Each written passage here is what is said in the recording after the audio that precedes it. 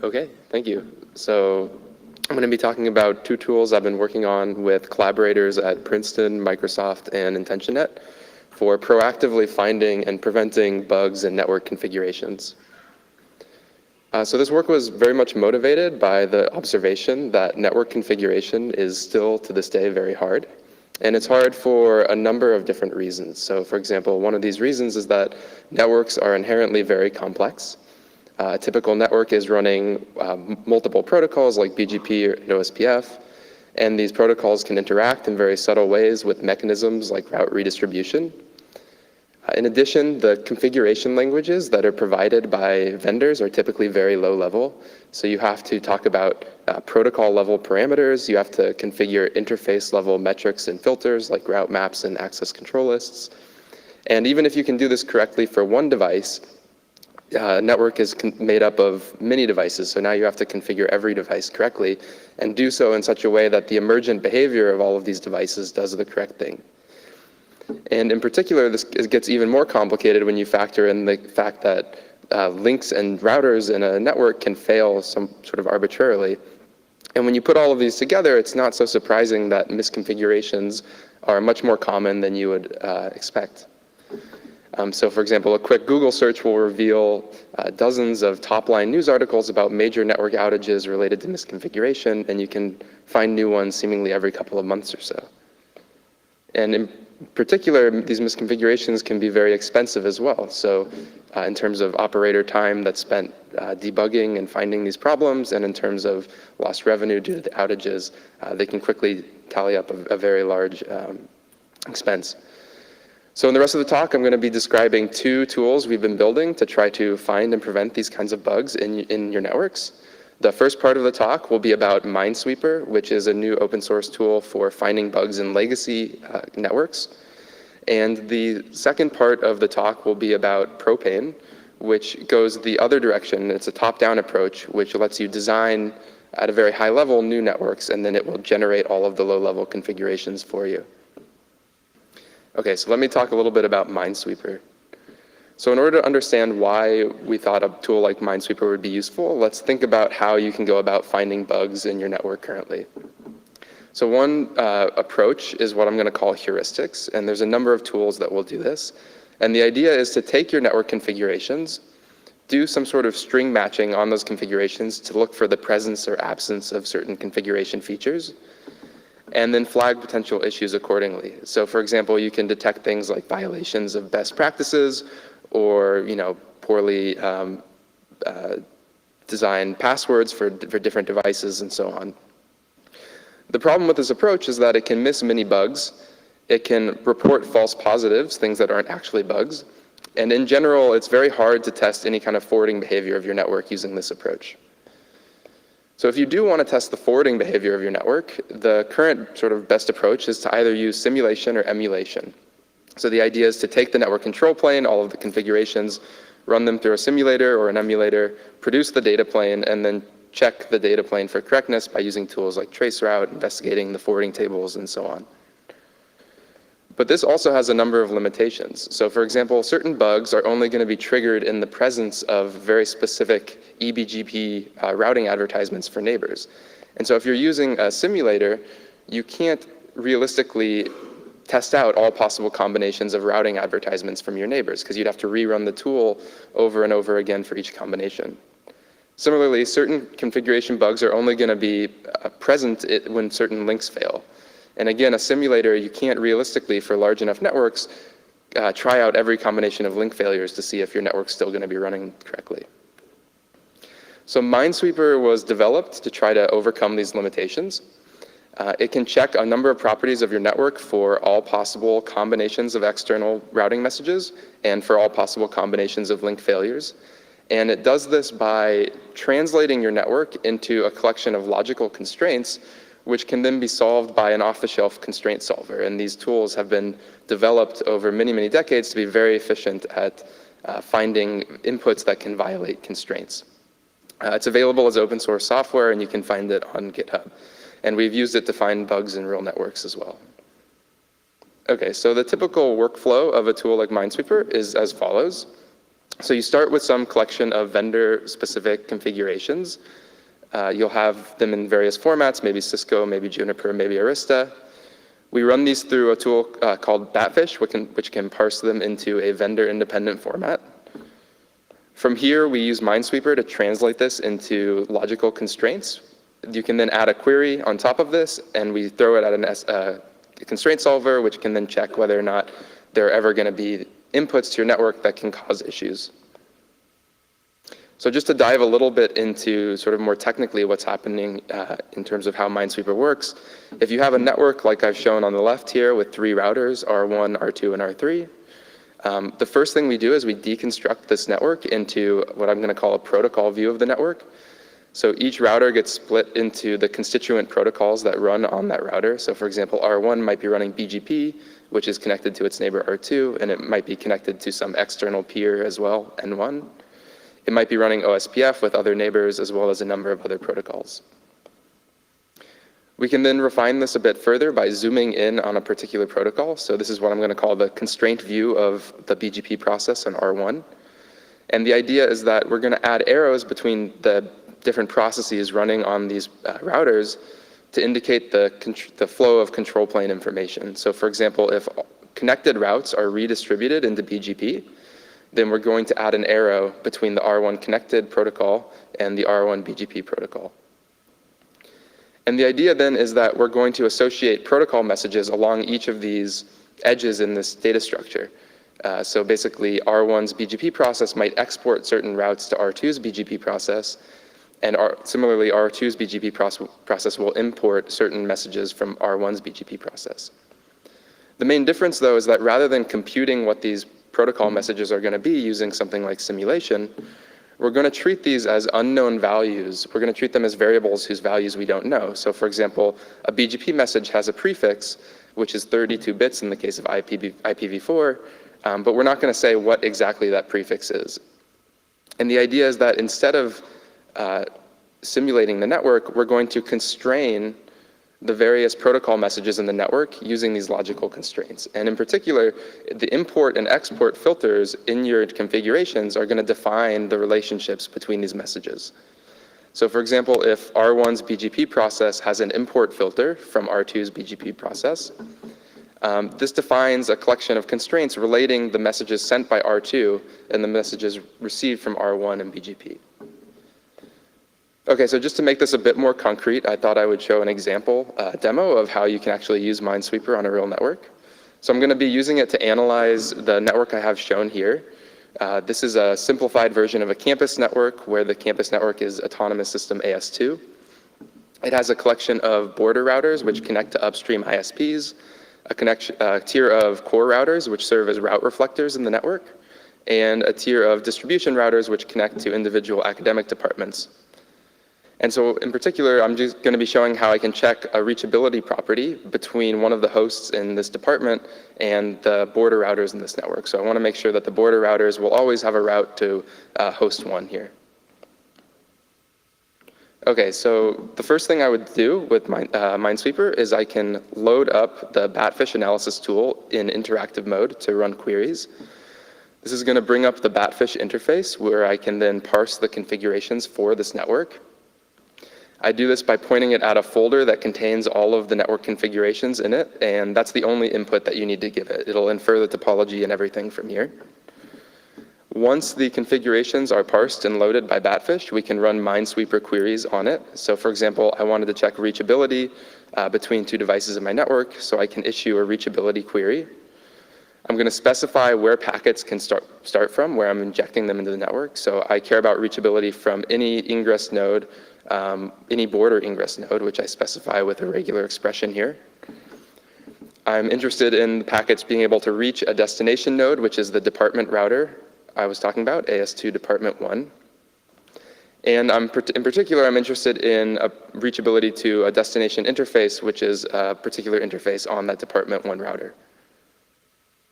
And so I can issue this command to Minesweeper, and it will check and try to find some possible collection of inputs to this network that can violate the property. And so in this example, what it's done is it's found an example where this property doesn't hold. So it gives us the packet, including the various fields that are relevant for the counterexample, in this case, the source and destination IP and nothing else. It also gives us a collection of BGP routing advertisements from neighbors. So for example, here it found that a particular BGP advertisement from one of the ISPs with particular community values attached and a particular prefix and prefix length and BGP path length is basically going to cause a problem. And the problem is that this BGP advertisement is essentially hijacking traffic away from the intended destination of host 1 in our network. And then finally, the tool is going to give us the forwarding behavior under this counterexample that it found in the network. Okay, so the problem was that we're not filtering this type of advertisement from our neighbor in our configurations. So if we wanted to fix this problem, what we could do is go into the configuration and add an additional route map entry, which blocks advertisements from this ISP for the types of routes that are supposed to be outbound from my network. So I can go ahead and add an additional route map entry for outbound routes in this configuration file for the border router. Then I'm going to re-parse the configurations using Batfish, and then reissue the reachability command in Minesweeper. And so this time it's going to come back and it's going to tell us that it was actually able to guarantee that this property holds no matter what BGP routing advertisements you hear from peers. I might also be interested in checking that this property holds in my network for all single failures, so I can add the argument that it should consider all combinations of one network failure. And so once again, it'll come back and it'll tell us that it's able to guarantee that this property holds for all possible combinations of now one failure and BGP advertisements. And if I did this for 2 failures, then it would find another counterexample because it could partition the topology.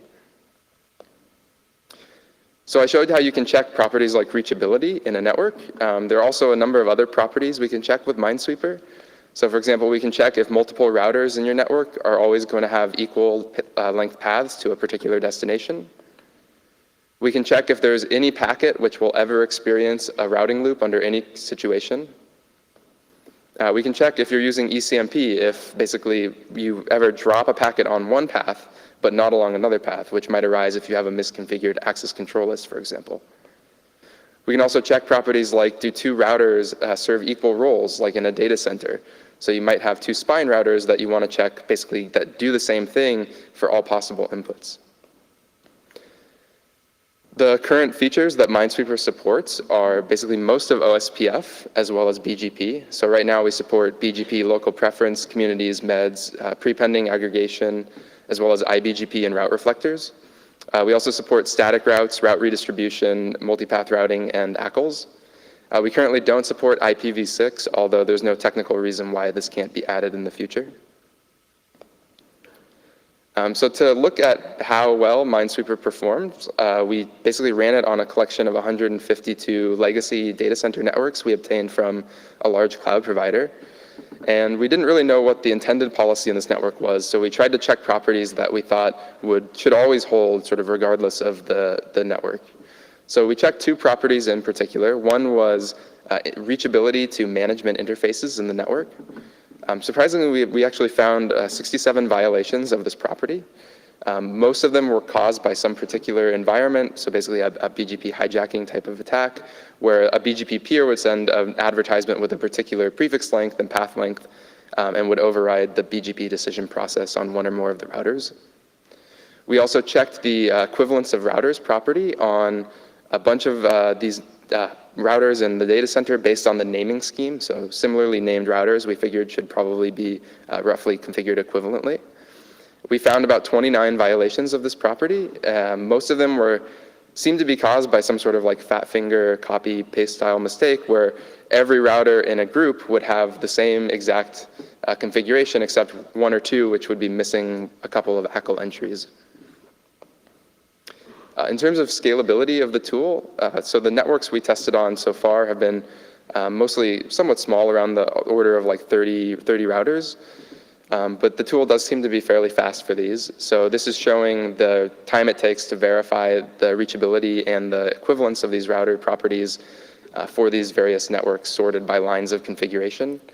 And so the takeaway was that it can be very fast in practice. So it found a lot of these violations in about 60 milliseconds for the reachability and about 400 milliseconds for the equivalence of routers. So just to conclude for Minesweeper, so again, it's this new general purpose control plane verification tool. It can check a variety of properties for all possible collections of BGP advertisements, for all possible combinations of link failures, and it does this by translating the network into these logical constraints that constraint solvers can solve fairly efficiently, rather than simulating the network. We've used this to find many bugs in real networks, and again, you can find this on GitHub as open source. Okay, so the second tool I want to talk about is called Propane. And so Propane takes sort of a very different approach. So it says, why are we still writing configuration files in this low-level assembly-like language? Why don't we have a new higher-level language where we describe only the intent of the entire network, and then we generate the configurations from there in a way that we know they're going to be correct? So at a very high level, the way Propane works is you start with one of these network-wide routing policies, which I'm going to call a Propane policy. You feed that to the Propane compiler along with the network topology, and then the compiler will generate these configurations that run on unmodified vendor hardware. And in particular, we targeted BGP configurations with Propane just because it's a very flexible routing protocol that can implement a variety of different types of policies. So in a little more detail, what Propane can do is basically it has two components. So it has a language where you talk about your network-wide routing policy. You do this in terms of what I call path constraints and preferences. So you can say things like, I prefer that traffic leaves my network through one peer over another, or traffic should never go through some autonomous system. And basically, you use the same language to write both your intra and inter-domain routing policy. So the compiler takes care of figuring out what should go where. The second part of Propane is this compiler. It generates BGP configurations, and it's taking the centralized policy and breaking it down into a distributed implementation with BGP. And the guarantee that it makes is that basically, modulo any compiler bugs, you have policy compliance, so it means it always does what the centralized policy intended for all possible combinations of failures. So it always uses the best route available according to the policy you wrote. So to see how Propane can work on a simple toy example, I thought I'd show how we can configure a little data center network. So I've got a data center here shown in yellow with a collection of routers. The data center is connected to two autonomous systems. One is an inter-data center network that connects various data centers. Another is a core sort of backbone transit network that connects to other networks. And the data center is partitioned, so I have some top-of-rack routers, which might have services that should be globally accessible, and I might have some others that are local services that should be reachable only inside my data center. Okay, so I might have some policy objectives like the local services should be reachable internally only. The global prefixes should be reachable everywhere. I might want to perform aggregation in my network at the border of the network to reduce the size of my routing tables. I might have other constraints that I care about. So for example, I might prefer that traffic leaves my network through one peer over another peer. So for example, I might prefer that traffic leaves through the highly optimized inter-data center network over the core network. I also might want to do things like prevent transit traffic between two different peers of my data center. So I never want my data center to become a transit point. Okay, so let's see how we can configure this network using Propane. So this is an example of a Propane file. So it consists of a sequence of definitions. So I've defined a collection of, and could you run the demo, please? Thank you. And so it consists of a sequence of these definitions. So I've defined names for various prefixes in my network at the top of the file. I've defined, for example, what is a local prefix. So a local prefix in this case might be either prefix 3 or prefix 4, corresponding to these top-of-rack routers. I can define things like what is a peer of my network. A peer is either the inter-data center network or it's the core backbone network. And so I can describe that using the set notation here. And then I can add constraints on how I want traffic to be routed through my network. So for example, for the global prefix 1, I want to add the constraint that traffic for that prefix should end up at router A. That's the final destination for that traffic.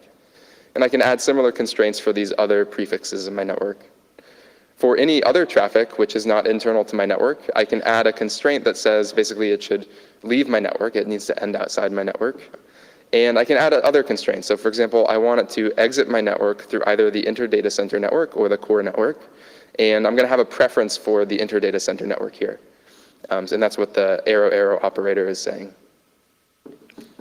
I can also add additional constraints to this policy. So I can specify that I want the local prefixes to stay internal to my network. So I'm going to add a new constraint which applies to these local prefixes. And it's just going to say that these should be internal routes only. And then I basically just add that to the routing policy. I tell the Propane compiler that I want it to satisfy this locality constraint. For the no transit constraint, again, I can just add an additional constraint to this policy. It's saying that I'm going to call it no transit.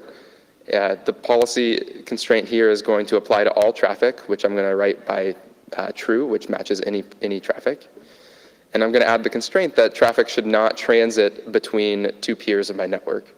And I can define what that means. So transit in my network between a peer X and a peer Y is any traffic that enters my network through X or Y, and also is going to exit my network through either X or Y. And that's it. So this is a single policy file that I write for the entire network. And I can basically just add all of these constraints together, and I'll send this off to the Propane compiler. I give it the policy file I just wrote as an input, and I give it a topology file, which is specified in XML. And I just run the compiler, and it generates BGP configurations. So it generates a configuration file here, and you can load them up. It's using traditional commands like prefix lists, community lists, route maps, etc. Okay, so you can also add, like I was mentioning, things like aggregation. So you have purely control plane constraints. So I can add a constraint which says that I want to perform aggregation at the border of my network. So I'm going to add this control plane constraint to the policy, and I'm going to say that I want to perform aggregation for a /16 prefix, which summarizes the global services of my network. And I want to perform aggregation from internal routers to external routers. And so once again, I'm going to run the Propane compiler, and it'll compile this again. The difference here is that it was actually able to find a potential issue with this policy as I wrote it. So it's doing static analysis to figure out potential issues that can go wrong with the policy. So here it's found that basically the network is only safe for up to one link failure. And in particular, after 2 link failures, you can get an aggregation-induced black hole. And so it provides an example of how such an aggregation-induced black hole can arise. So at a high level, the way the compiler works is it transforms the policy you write through a sequence of intermediate representations.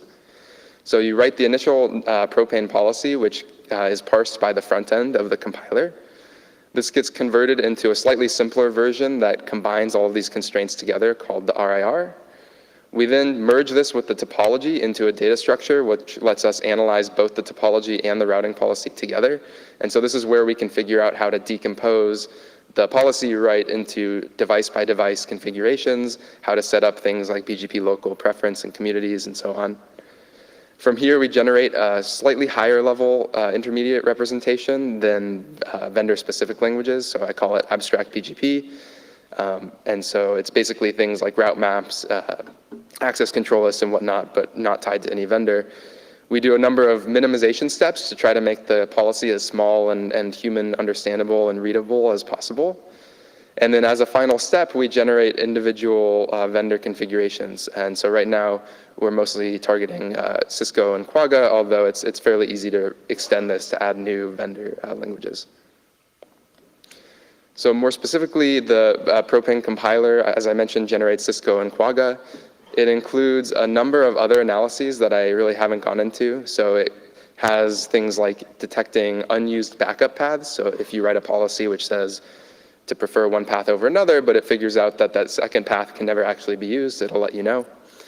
It can flag potential reachability issues that it thinks things should be reachable, but the way you've written it might just be a mistake.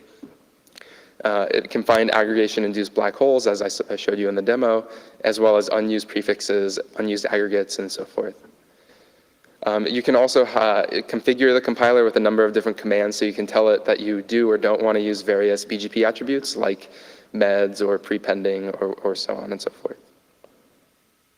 So to test out the Propane compiler, we were really interested in looking at two different things. One was, can you actually express real policies in the language? And the second is, can the compiler actually scale to real networks? So for the expressiveness part, we were able to acquire configurations from a large cloud provider. And we basically tried our best to convert these configurations into an equivalent Propane policy. And these configurations were described in high-level English documents that the networks had for the design of the network. And we tried this for both data center networks as well as for transit networks. And for compiler performance, we used the same routing policies that we converted from this cloud provider, but then scaled their topology by the number of routers to see how well the compiler could scale. So in terms of the expressiveness of the language, basically the full policy for the entire network took on the order of about 30 to 50 lines of Propane to configure. And the actual generated networks are more like thousands of lines of configuration per router. So this seems to at least be a promising start. In terms of compiler performance, we were able to scale up to about 1,400 routers for the data center example we had, and about 200 routers for the backbone network. The data center, the largest one, took about 9 minutes to compile, and the largest backbone network took about 3 minutes to compile. And this is a completely offline process, so it's not like you have to rerun the compiler in real time. Okay, so just to summarize on the Propane portion of the talk. So Propane is, again, a new high-level language. It gives you centralized network programmability, and it lets you write constraints in terms of preferred paths and backup paths and what types of shape of path traffic should take through your network. The core policy tends to be quite concise because you're writing one configuration for your entire network. And the compiler then takes this policy and generates a completely distributed implementation via BGP. We chose BGP because it's a very flexible routing language. And the compiler also does static analysis to basically check policy compliance with these BGP configurations for all possible failures. It also has a number of other analyses for checking the correctness in case you made certain types of mistakes. And it can scale to many realistic-sized network topologies and routing policies. And again, the Propane is available as open source. You can find it on propaneling.org. And so with that, I will summarize. Since it's the last talk, we can get out of here a little bit early. And I'll take any questions. You can email me if you have any questions, comments, and concerns at my Princeton email. Thank you very much.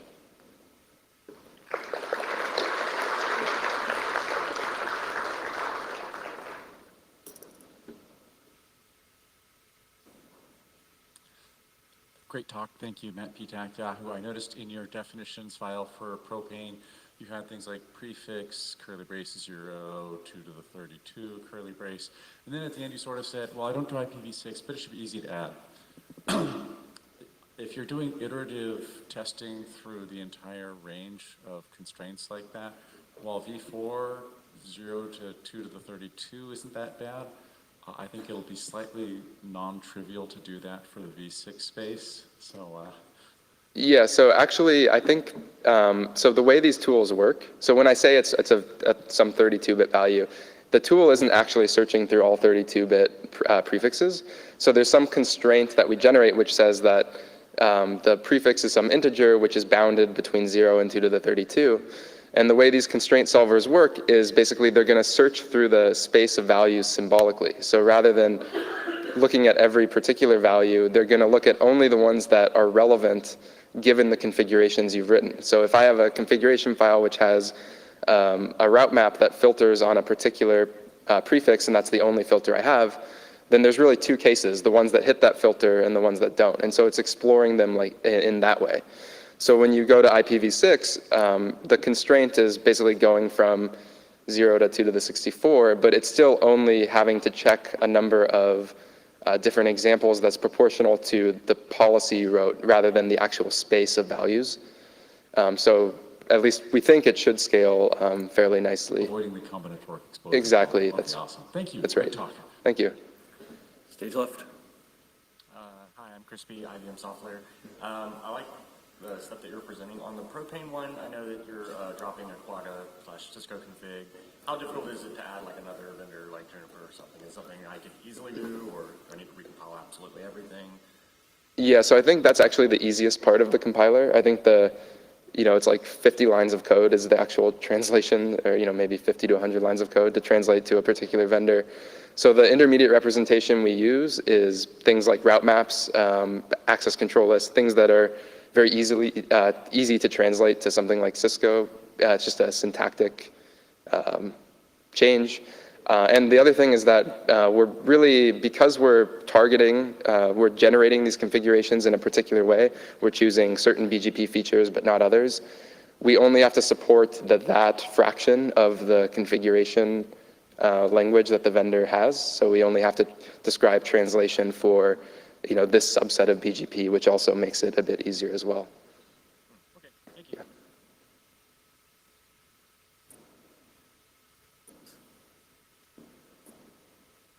Thanks a lot. I was just going to ask, would you mind putting your GitHub link back up? It's Google isn't finding Minesweeper very easily. Oh, yeah, sorry. Let's see.